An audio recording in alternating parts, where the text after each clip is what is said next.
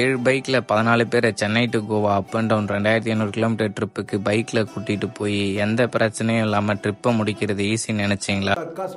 Last year Goa trip போயிருந்தோம். எப்பவும் trip போறதுக்கு 3 மாசத்துக்கு முன்னாடியே பிளான போடுவோம். எல்லா நேரத்திலயும் ஒருத்தவன் சொதப்புவோம். அவனை தலையிலே தட்டி யாரையும் விட்டுட்டு போக கூடாதுன்னு அவனை கூட்டிட்டு பைக் கண்டிஷன்ஸ்லாம் செக் பண்ணி எல்லாத்தையும் கரெக்டா அரேஞ்ச் பண்ணி ட்ரிப்புக்கு கிளம்புனா ட்ரிப் ஸ்டார்டிங்லேயே மழை. கோவால ரெட் அலர்ட். நம்ம பார்க்காத மழையா நினைச்சு கிளம்பிட்டோம். கோவா போயிட்டு ரூம் போட்டு 1 டே ஃபுல்லா பைக் ஓட்டுனதுக்கு ரெஸ்ட் எடுத்துட்டு இருக்கிற கஷ்டத்தெல்லாம் மறந்துட்டு நல்லா சாப்பிட்டு சுத்தி நல்லா என்ஜாய் பண்ணோம். அவ்வளவுதான் முடிஞ்சு அப்படின்னு ரிட்டர்ன் கிளம்புறப்ப பார்த்தா எங்க கிட்ட ஒண்ணுமே இல்லாத மாதிரி இருக்கும். ஆனா யோசிச்சு பார்த்தா அவ்வளோ மெமரிஸ் இருந்துச்சு எங்க கிட்ட. லைஃப்ல எவ்வளவு நாள் நாங்க எல்லாரும் ஒன்னா இருப்போம்னு தெரியாது. ஆனா இருக்கிற வரைக்கும் இப்படிதான்.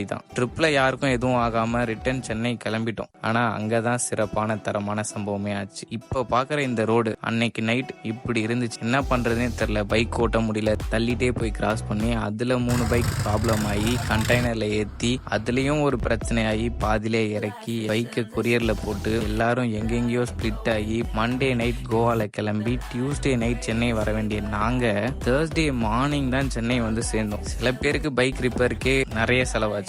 இதெல்லாம் கேட்டுட்டு நிறைய பேர் சொன்னாங்க ட்ரிப் சக்சஸ்ஃபுல்லே ஆகலன்னு. Yes, it was a bad trip, but we called it one of the most adventurous trip ever. நாங்க வெதர் செக் பண்ணாம தப்பு பண்ணோம். அதை அடுத்த ட்ரிப்ல சரி பண்ணிப்போம். பட் இந்த மாதிரி ஒரு எக்ஸ்பீரியன்ஸ்ல லைஃப்ல எப்பவுமே எங்களால மறக்கவே முடியாது. அப்படி இருந்துச்சு. கைஸ், நீங்க ட்ரிப் பிளான் பண்றீங்கன்னா நல்லா வெதர் செக் பண்ணிட்டு பிளான் பண்ணுங்க. நான் நெக்ஸ்ட் ட்ரிப்புக்கு ரெடி ஆயிட்டு வரேன்.